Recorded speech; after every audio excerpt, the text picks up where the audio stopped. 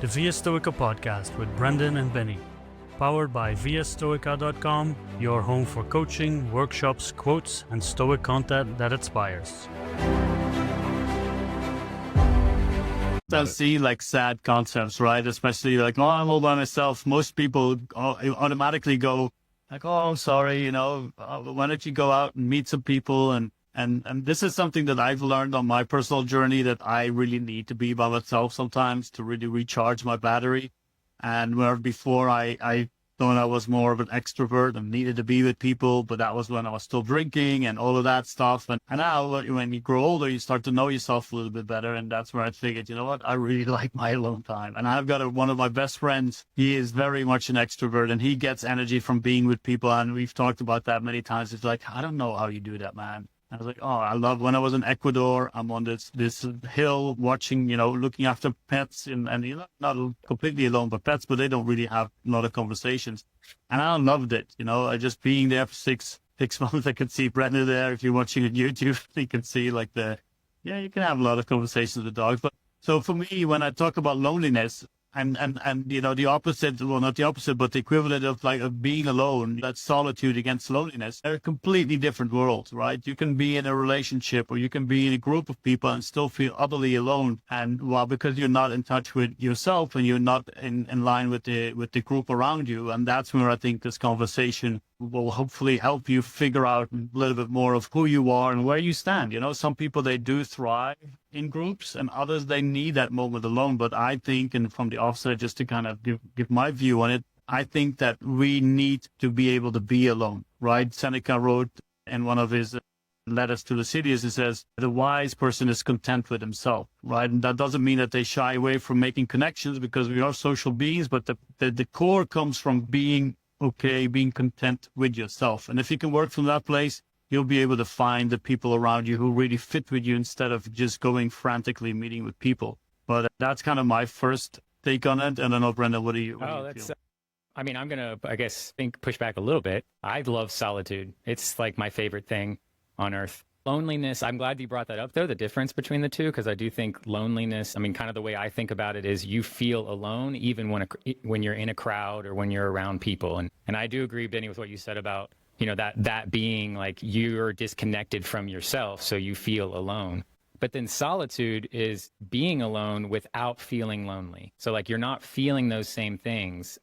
And that is where a lot of enjoyment happens for me personally. That's where I'm able to be introspective. That's where I'm able to kind of work through problems or things that are causing me, anxiety or concern. I sit in solitude and work through them. But yeah, so I think that's important distinction between those two words. And then also just understanding that, because we talk a lot about kind of the community on here. And this isn't something to say like you should shun away from that.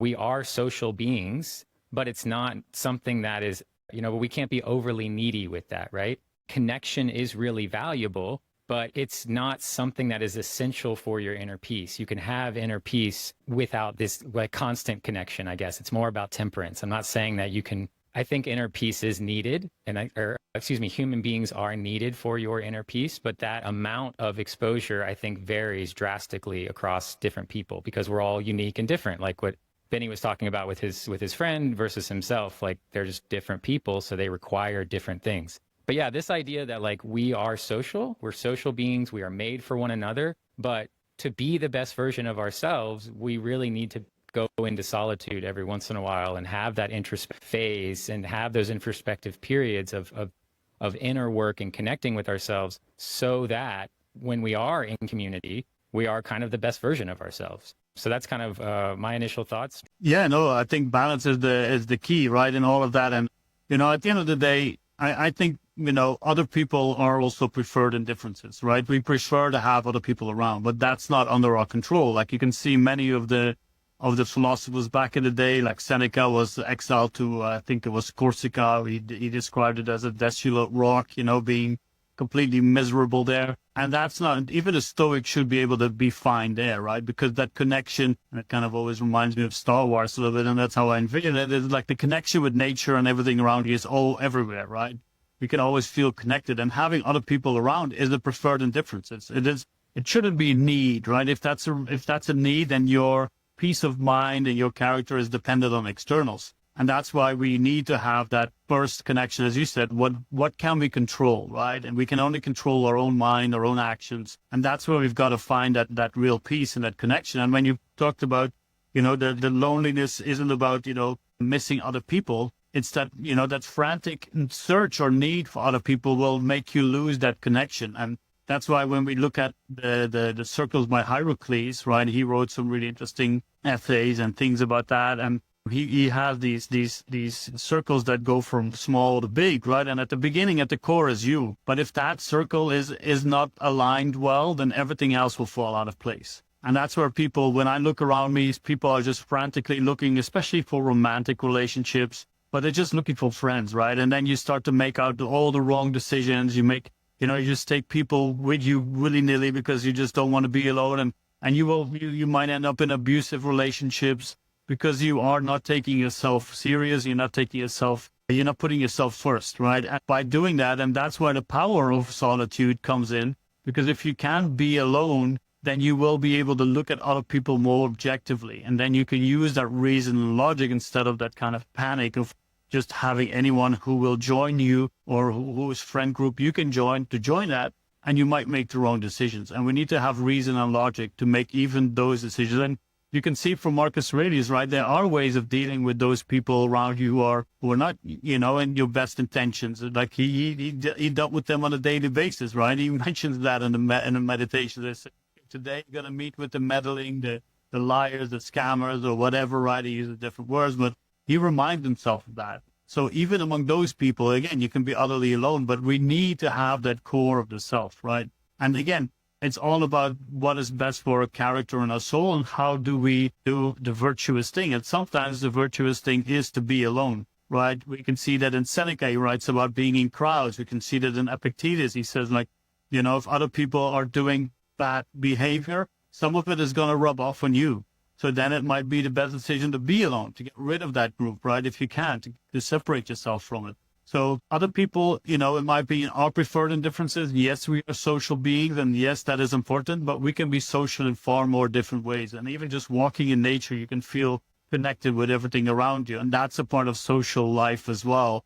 It isn't just about speaking to people, but we do make part of the society, right? So we do have to contribute there with our duties and all the things that we have to do. But that shouldn't be a requirement to live a good life. That should always come from ourselves. No, I like that, Benny. I think that's like what you said about not being a requirement. But I also want to kind of double click on something you were saying there at the beginning, because I think this is more the practical application part of it.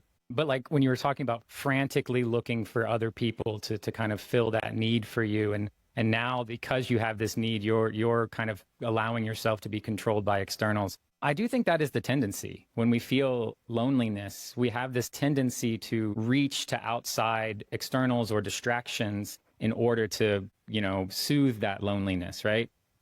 And this is where, like, I think as Stoics, you want to flip it around. You want to reframe it to where it's like, if I'm feeling this loneliness, it's not outward things that I need. It's inward work that I need to do. Like loneliness comes, that feeling of loneliness comes, from being disconnected from yourself. So, feeling that doesn't mean that you necessarily need to, in my opinion, go out into a bunch of events or hang out with a bunch of people. You might just need an evening alone. You might need to stay in and watch something by yourself, or journal a little bit, or meditate, or you could get real stoic with it and start questioning a bunch of your assumptions. Why do I believe this? Why do I think this? And really get to know yourself better, because that is really what this is loneliness should be treated more as a signal that we need to do some inner work. If you feel a loneliness, if you're feeling disconnected from your family, your spouse, your friends, colleagues, whatever, then like that's not necessarily an external issue that you need to address. That's an internal issue that you need to address. So I think that is the answer, is to kind of be aware that our tendency is to go outward when we're feeling lonely. Maybe we go on the internet and we scroll a bunch, or we binge watch Netflix, or we do something external. But I would challenge you to have the courage to really do the internal work in that moment,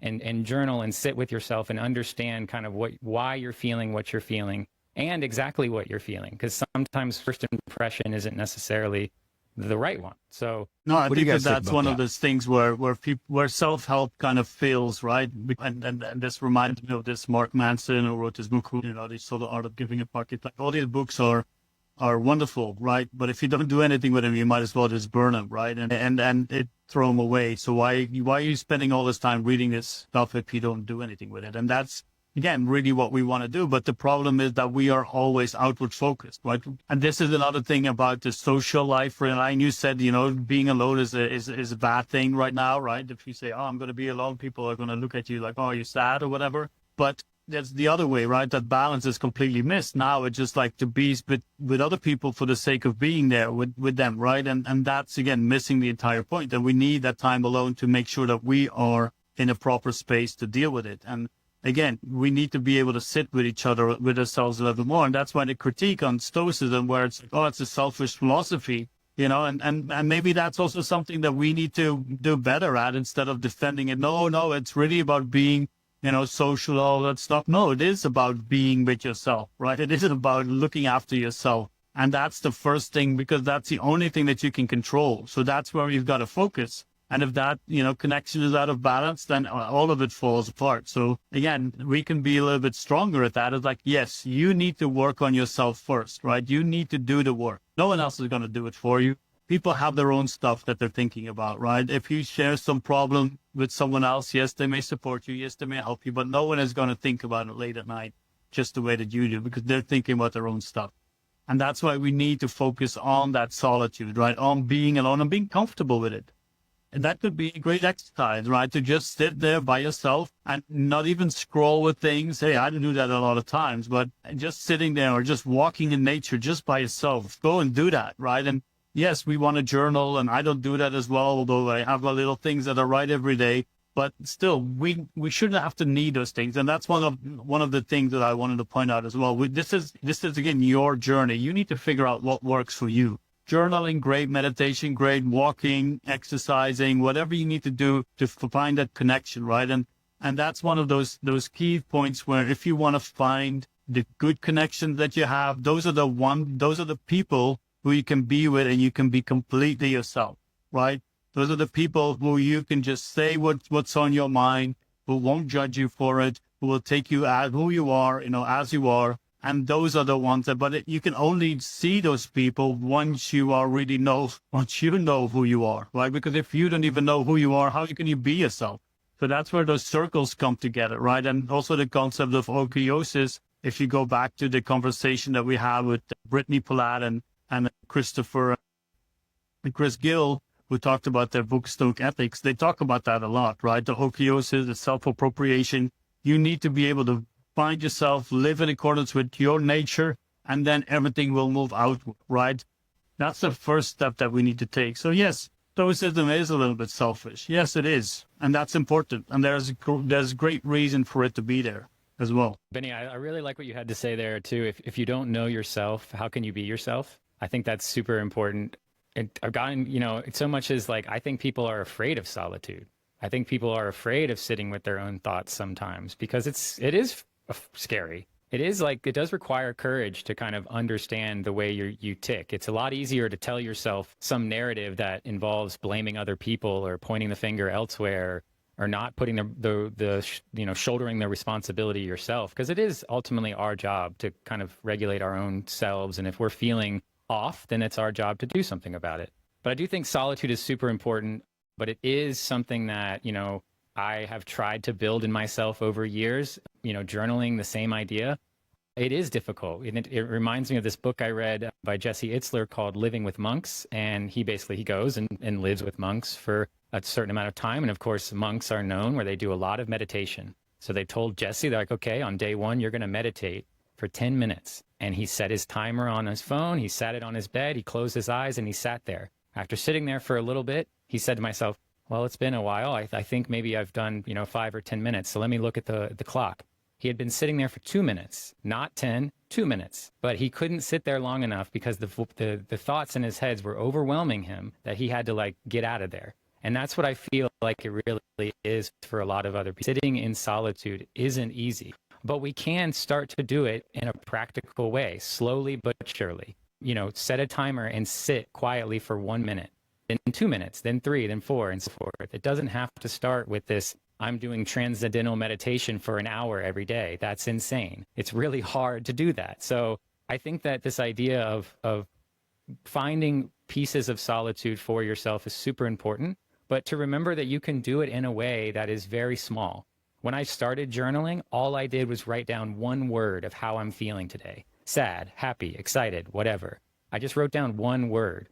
I was doing that for maybe a week or two before it turned into a paragraph. So like, start writing, kind of the words just start coming. So I do understand where people have kind of an apprehension to do this sort of stuff, especially meditation, because there's kind of like this woo-woo-ness associated with it. But it is the best way to not only find solitude, which as we've discussed today is how important that is, but it is the kind of the best way to do it for yourself and to give yourself that solitude that we do need, and to do the homework, even when it's uncomfortable, even when maybe the thoughts in your head are all of the challenges and struggles and pressure that you're feeling in life. It's a lot more entertaining to go watch Netflix and think about that stuff, but you need to think about that stuff. It's important because that's how we're going to make our lives better as we move forward.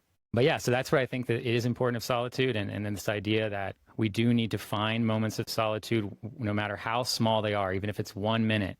I think that is going to be helpful for you. No, and I think it's good stuff. And I'd say like that is the main priority, right? To make sure that we are doing the inner work, right? All the other stuff, yeah, it's healthy body and healthy things are good. But again, those are externals. We can do something about it as much as we can. But at the end of the day, that's really what counts, right? To make sure that we are doing the inner work and we are living together. And that's where like we talk about being alone and solitude, and there's people, again, what we said, people need to be with other people more than others. But loneliness, when I look at it, loneliness really comes from a disconnection with the self, right? Then again, you can be by yourself, be completely lonely, or be surrounded by 100 people and still feel lonely because you are missing that most important primal connection with yourself. And that's what we got to do work on. And that's why it is difficult, right? When you are by yourself and you're doing like the meditation or you don't have any distractions because you can't get away from yourself. So suddenly those voices become louder. And some of the voices you might not want to hear. You might not want to hear what they have to say, or you don't want to be confronted with those things, right? But you have to. And that is the difficult work, and that's what we do with the coaching as well. We help you reframe those. We help you look at them different, right? There is support for you there. Find that as well. But find your way of dealing with it. And then when you feel that connection, you will see that peace of mind, that'll come so much easier. And then the social life can really begin, right? Because then you know who you are and you can be with the people you want to be with, but you can also let go of the people you don't want to be with. And that is just as important, right? It's not just the clinging on to people, but letting those go who aren't in your avenue of life, right? You can still tolerate them, but you don't have to be there. So my final words is like the Stoic solution to solitude is to really know who you are. And that is the prime condition. That is the prime relationship that we need to make sure that is solid, that is healthy, and that is in balance. And then all the other connections will fall into place. But that is for me, like the real cure the real cure to loneliness is to find yourself and to be content with yourself, to be grateful for who you are, and to appreciate yourself for who you are with all your flaws and all your great stuff that you have. So, those are kind of my final thoughts, but I'll pass it over to Brendan. Yeah, well, to me, I guess to answer the question, the cure for loneliness is solitude. And the difference between things is loneliness is and solitude is a choice. As good Stoics, we try to use everything that lets us to our advantage. And if lighting us loneliness or solitude, then we should use that moment to examine and understand our virtue and grow in that. And that's where the inner work, the introspection comes from, the journaling, the meditation, et cetera, like that. But walking, like another way to just get connected with yourself, connected to something larger than you. I think that's one aspect of like going into nature, is that you understand this aspect of you being a small piece in a big system of the universe, right? But at the end of the day, I just think that we can use, we use what's given to us. We choose solitude. I do think we need to do that from time to time, but the amount of that solitude, of course, varies by individual. But we should be using that solitude to grow and enhance our virtues, because virtue is the only good. There's not a good and bad associated with loneliness or solitude. It's all on the judgments that you put on it. But the only good truly is virtue. So we should use this time to grow our virtue, to examine our virtues, what's important to us, and really do that deep introspective work. Thank you for listening to the Via Stoica podcast. If you have enjoyed this episode, please consider subscribing, rating, and leaving a review. Your feedback will help us reach more like-minded people on the journey to self-improvement. If you want to get in touch with us or find more information, you can go to viastoica.com, your one-stop platform for all things Stoicism and living better. And remember, virtue is the only good.